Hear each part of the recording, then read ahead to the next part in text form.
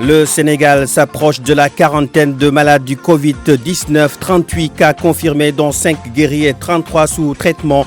Le ministre de la Santé et de l'Action sociale Abdoulaye Diouf Sarr annonce la prise en charge de l'enfant de 2 ans dès sa sortie de l'hôpital très prochainement. 64 milliards de francs CFA dans le plan de contingence. Le gouvernement veut renforcer les moyens de faire face au coronavirus. Le ministre de l'économie, du plan et de la coopération Amadou Hott étale la force du force Covid-19. Le Sénégal se barricade et décide de fermer les frontières aériennes à partir de demain vendredi jusqu'à 17 avril prochain.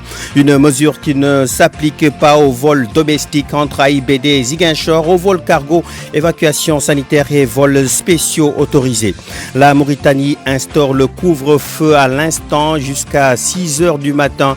Les autorités mauritaniennes ont décidé d'encadrer des ressortissants sénégalais vers la frontière avec le Sénégal. Nous serons dans le quartier vert de Youssouf Bodian. Le débrief avec Alioune Aïdaragnan, gouverneur de Saint-Louis, entretien sur les dispositions régionales de lutte contre le coronavirus. Telles sont les grandes lignes de cette édition.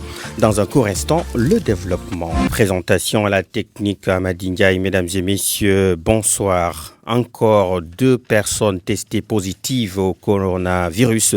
Le nombre de cas est passé de 36 à 38. Le ministre de la Santé et de l'Action sociale ajoute que 5 personnes sont guéries et 33 sont encore sous traitement. Abdoulaye Diouf Sarr qui précise que l'enfant de 2 ans qui ne présente plus aucun signe de la maladie va être pris en charge par la Direction générale de l'Action sociale. Nous reviendrons sur cette déclaration du ministre de la Santé avec donc notre reporter Abdoulaye Diop. Un budget de 64 milliards de francs CFA pour résoudre l'équation coronavirus. L'État a alimenté le force Covid-19. Il s'agit du fonds qui va permettre de dégager les moyens de lutte contre la pandémie. Le ministre de l'économie, du plan et de la coopération Amadou Hott a fait face à la presse cet après-midi. Abdou Diouf Junior. L'urgence, c'est de disposer de fonds conséquents pour faire face au coronavirus. Amadou Hott, ministre de l'économie, du plan et de la coopération. Avec l'évolution de l'épidémie, un plan de contingence a été élaboré et chiffré pour le moment à 64 milliards de francs CFA pour renforcer les capacités du pays à faire face à la situation. Ce plan est financé par l'État et les partenaires au développement. Les investisseurs doutent. Le tourisme, les transports, les chaînes d'approvisionnement, les conséquences de la pandémie font peur. Ces effets produiront inéluctablement un fort ralentissement, voire une récession mondiale. Selon la Commission économique africaine, le continent africain pourrait voir sa croissance passer de 3,2% à environ 2% seulement en 2020. Le force Covid-19 va servir à soutenir les secteurs les plus affectés.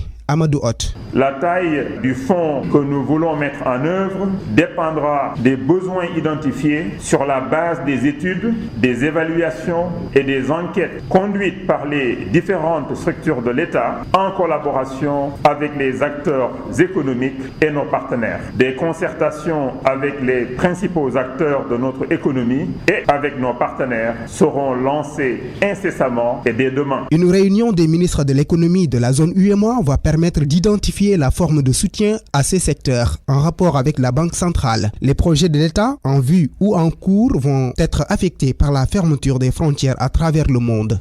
Abdou Diouf Junior, le Sénégal ferme totalement ses frontières aériennes selon un communiqué du ministère du Tourisme et des Transports aériens. Cette mesure prend effet demain, vendredi 20 mars à 23h59 jusqu'au 17 avril prochain, mais ne sont pas concernés les vols domestiques entre l'AIBD, l'aéroport international Blaise Diagne de Diass et Ziguinchor, des vols cargo, des évacuations sanitaires et des vols spéciaux autorisés.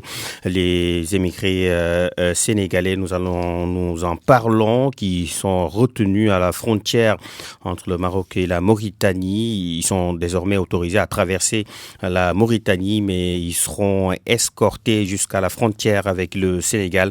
Une information de notre correspondant permanent à Nouakchott, Mohamed Diop, na Mauritanie, justement, qui a décidé de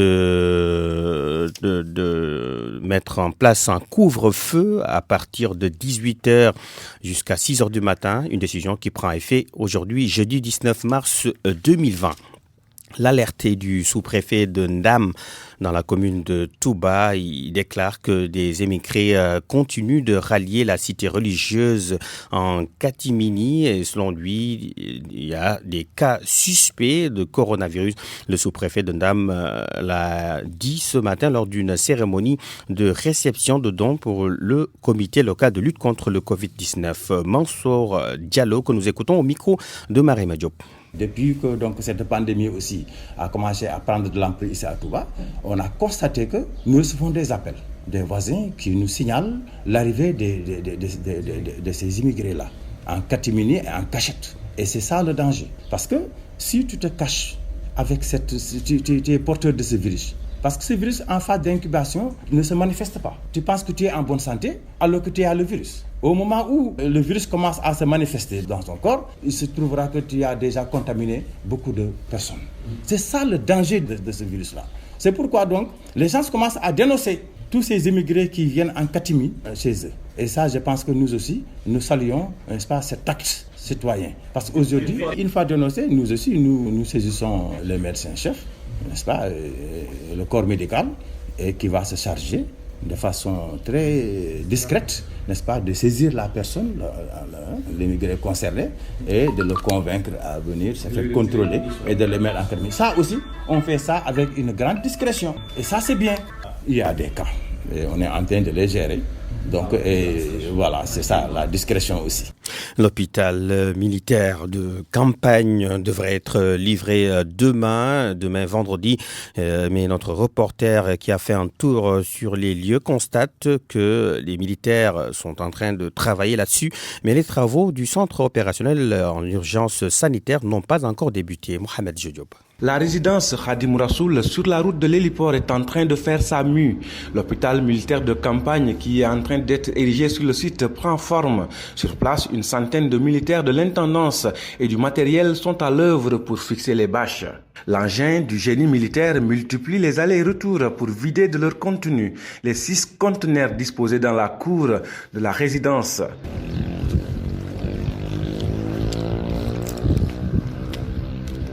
Le responsable de la communication ne veut pas se prononcer, mais on apprend que l'hôpital devrait être livré demain. D'ailleurs, une conférence de presse est même prévue avec les autorités médicales locales. À quelques mètres de là, une toute autre ambiance à l'héliport de Touba, où doit être érigé le centre opérationnel des urgences sanitaires, prévu pour être réceptionné aujourd'hui. Ici, les travaux n'ont pas encore démarré. Un ouvrier plombier trouvé en train de s'affairer autour d'une chaise anglaise est la seule présence humaine du site.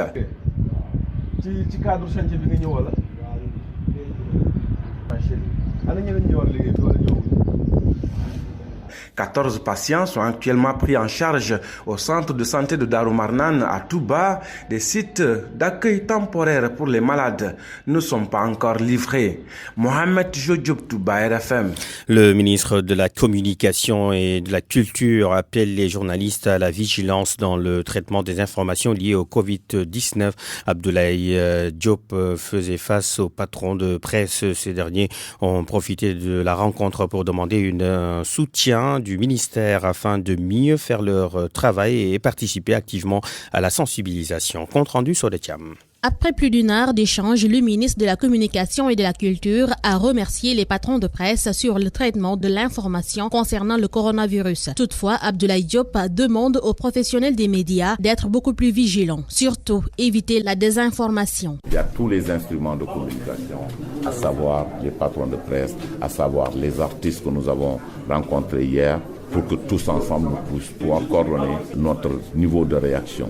dire que le gouvernement du Sénégal, plus que jamais, a le besoin et est transparent dans l'information quant à l'évolution de la maladie dans notre pays. Mais je crois que certains détails en termes d'information n'ont pas leur raison d'être, à savoir qui est malade, d'où est-ce qu'il vient, quelle nationalité. Ce n'est pas les questions les plus importantes. Les responsables des médias présents lors de cette réunion magnifient l'initiative. Bon nombre des intervenants ont demandé des mesures d'accompagnement vu la situation au Sénégal. Souleymane Niang, directeur de l'information de GFM. Les médias entendent très clairement le message du gouvernement, sont sensibles au message du gouvernement. Il faut de la communication spécifique, ad hoc. Il faut des supports de communication. Il faut surtout du matériel de protection et de la formation. Et nous attendons cela également du ministère de la Santé. Ce n'est pas une revendication, c'est une requête parce que justement, c'est à ce niveau-là que se trouvent les ressources informationnelles, que se trouvent les moyens de protection, les masques notamment, et l'information et la formation nécessaire. Le ministre de la Communication dit prendre bonne note. Abdoulaye Diop promet de s'en ouvrir à son collègue ministre de la Santé pour une meilleure communication dès mardi prochain. Aucun dispositif n'est mis en place dans les transports en commun. En tout cas, c'est le constat qui a été fait par des passagers interrogés par notre reporter. Ils déplorent l'insuffisance des mesures préventives pour éviter davantage la propagation du Covid-19. Reportage à Dia Maricham. À l'intérieur de ce bus, ligne 31 du GIE Aftou, le calme total. Seul le bruit du moteur se fait entendre. Tous les passagers sont assis, chose inhabituelle. Plus de surcharge. Fatou Gueye passagère en a déjà fait les frais, car plusieurs bus l'avaient déjà renvoyé. Elle salue cependant cette initiative. Je suis montée dans le bus, on m'a tout de suite fait descendre depuis le terminus Texaco jusqu'ici. Aucun bus n'est en surcharge. Cela fait partie des dispositions pour éviter le maximum de contacts dans le bus. Je pense que c'est une bonne chose. Pour la surcharge, la police ne fait aucune concession. Sur la ligne 3, un agent des forces de l'ordre a d'ailleurs fait descendre un client n'ayant pas de place assise. Mais Ousmane Bari usager, les gels antiseptiques restent une préoccupation. C'est la première fois que je vois une chose pareille, un gendarme qui contrôle des passagers dans le bus et il n'y a pas de dispositif mis en place ici. Une dame qui était à côté de moi m'a donné du gel pour me rincer les mains. Des agents de la Cardemdic devaient donner des gels et des masques. La ligne 23 d'un autre bus à bord duquel nous nous embarquons retrouve la même situation. Ibrahim Bari, passager, pense que les gels antiseptiques doivent être mis à la disposition des clients pour éviter tout contact avec le virus. Il faut un contrôle pour éviter les surcharges dans les bus et si on pouvait donner du gel hydroalcoolique devant les bus, ce serait encore mieux. En cette période de propagation du coronavirus, les transports publics essaient de s'adapter à leur manière, accueillir le juste nombre de clients, même si pour ces derniers, les dispositions doivent être davantage renforcées. En plus bref, les travailleurs sociaux s'impliquent dans la lutte contre le coronavirus. 86 personnes sont mobilisées pour appuyer l'État dans la sensibilisation et la prévention de cette pandémie, selon la présidente de l'Association nationale des assistantes sociales du Sénégal, Doumbé Gueye, qui s'est exprimée dans nos précédentes éditions. À cause du coronavirus, il y a une ruée vers les grandes surfaces. Ils sont nombreux, les Dakarois, qui commencent à se ravitailler en provisions dans les supermarchés et autres grandes surfaces. C'était donc l'objet de notre reportage ce matin avec Aïssatou Faye Bodjan. Une participation de 1000 francs CFA pour chaque enseignant. C'est la proposition du syndicat autonome pour le développement de l'éducation et de la formation, le SADEF, son secrétaire général, qui donc estime que la lutte contre le coronavirus interpelle tous les citoyens, y compris les enseignants qui doivent répondre à cet appel national. 18h15 sur RFM, vous suivez le journal. Nous remercions, clin d'œil à nos auditeurs de Medina Wandifa. RFM 94.0, la radio en puissance. Mamadou Amarndion. À la présentation, la technique est assurée par Amadi Ndiaye. Merci de votre fidélité. La suite du journal, c'est une découverte qui a ému plus d'un ce matin sur la corniche de Dakar. Un homme d'environ 35 ans, égorgé, les deux mains ligotées. Le corps sans vie a été évacué à l'hôpital. La police scientifique était sur les lieux et a fait des prélèvements pour les besoins besoin de l'enquête. Pape Bessediba. L'un des premiers témoins de la scène parle d'horreur. C'est parce que l'image est insoutenable. L'homme âgé d'une trentaine d'années environ a été ligoté avant de se faire égorger. Le sous-préfet de Dakar Plateau, Djibi Diallo, ayant fait le déplacement sur les lieux, ne veut pas avancer trop sur les circonstances immobiles du crime. Attendons de voir la suite. C'est juste quand même une personne qui a été retrouvée morte égorgée au niveau de la plage. Mais pour le moment, vraiment, attendez la fin de l'enquête. C'est un homme, une femme? Bon, c'est un monsieur. Boubacar Abba, un riverain des lieux du crime, s'est dit inquiet. Nous sommes là, nous sommes des sportifs. C'est un parcours sportif, la corniche, que tout le monde sait. Aujourd'hui, même à la place du millénaire, vous avez un restaurant où les gens commencent à s'habituer à la corniche pour des questions de sécurité. Et quand il s'agit d'un drame qui survient aujourd'hui, au moment où les gens ont l'esprit braqué sur ce coronavirus, vraiment c'est dommage, c'est très très dommage. Je pense qu'il urge pour l'autorité vraiment davantage de mettre l'accent sur les questions de sécurité des riverains.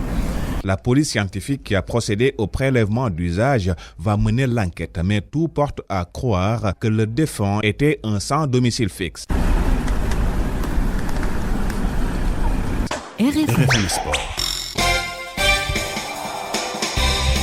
Nous allons adapter les sports à l'actualité. Il s'agit bel et bien du coronavirus. L'Association nationale de la presse sportive du Sénégal a contribué à hauteur d'1 million de francs CFA dans le cadre de la lutte contre cette pandémie. La MPS compte mettre cette somme à la disposition du comité de lutte contre le Covid-19 dès demain vendredi. L'ancien capitaine du Nigeria a mis un terme à son contrat avec le club turc Trabzonspor. Par conséquent, par consentement mutuel, John Obi Mikel avait exprimé ses soucis suite à la décision des autorités du football turc de continuer le championnat malgré les ravages du coronavirus. Il avait exprimé son désaccord sur un post sur les réseaux sociaux. Il a renoncé à son salaire pour pouvoir devenir un agent libre. Il y a plus que le football dans la vie, avait dit l'ancien joueur de Chelsea. La Turquie est l'un des rares pays à poursuivre son championnat. Toujours à propos du football et du Covid-19, les joueurs du club allemand Borussia Mönchengladbach ont décidé de ne pas percevoir leur salaire.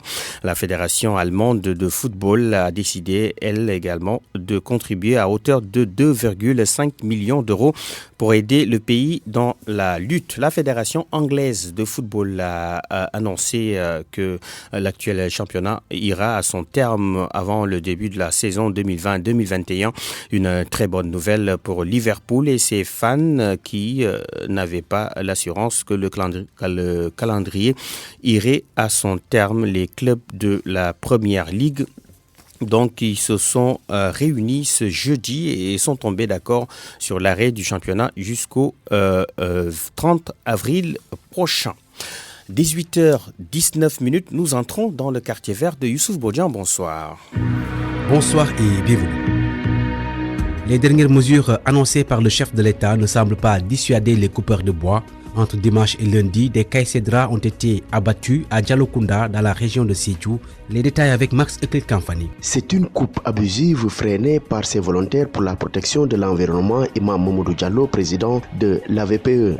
Cette réserve pleine de caïcédras, ils ont coupé des troncs et se sont créés un chemin pour qu'à l'arrivée de leurs voitures équipées de machines pouvoir les transporter. Ils ont préparé tout le terrain.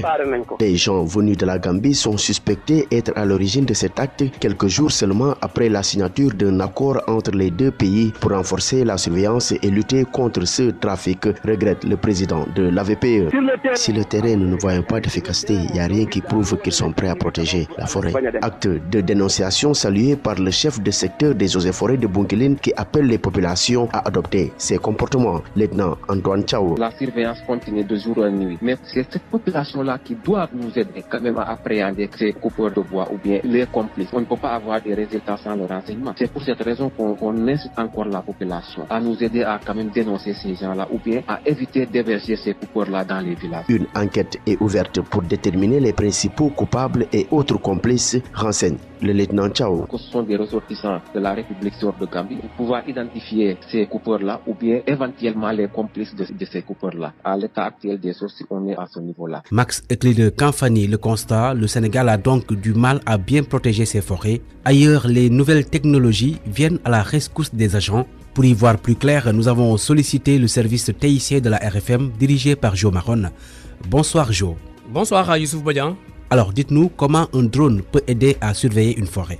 Aujourd'hui, on parle même de drones forestiers. Quand je parle de surveillance, c'est pour déterminer des zones qui subissent la loi des tronçonneuses. Et sur place, ils peuvent aussitôt envoyer des données qui permettent aujourd'hui aux autorités de réagir vite. Donc, il ne fait l'ombre d'aucun doute aujourd'hui que ces technologies-là offrent beaucoup de possibilités pour contribuer à la préservation. Il est aussi possible aujourd'hui, grâce à l'usage des drones, de pouvoir surveiller les limites du territoire, de recevoir des alertes et de localiser même des intrus, c'est-à-dire les incursions dans ces forêts-là qui sont en train de subir un peu le trafic de bois par exemple. C'est l'exemple même de la forêt en Amazonie où par exemple des agents sont en train de surveiller cette forêt-là grâce à des drones. Autre chose aussi, c'est que le drone peut transporter aussi plusieurs capsules et les planter en quelques minutes. C'est une innovation qui peut aider à ralentir la déforestation. L'entreprise anglaise Biocarbon qui travaille sur des drones annonce même qu'elle est en mesure aujourd'hui de replanter jusqu'à 1 milliard d'arbres par an dans le monde. Est-ce possible de se former en pilotage de drones au Sénégal? J'avoue que c'est possible. On va vers la création d'une académie de pilotes de drones. Déjà au mois de février, c'était le 10 février dernier, un atelier a été organisé par l'association des professionnels et amateurs des drones. Une rencontre à laquelle quelques acteurs comme des ministères, les services des eaux et forêts, des universitaires donc ont pris part. Et l'académie de pilotage de drones sera bientôt ouverte au Sénégal. Alors Jo, combien coûte un drone? Mais tout dépend du genre de drone qu'on veut avoir.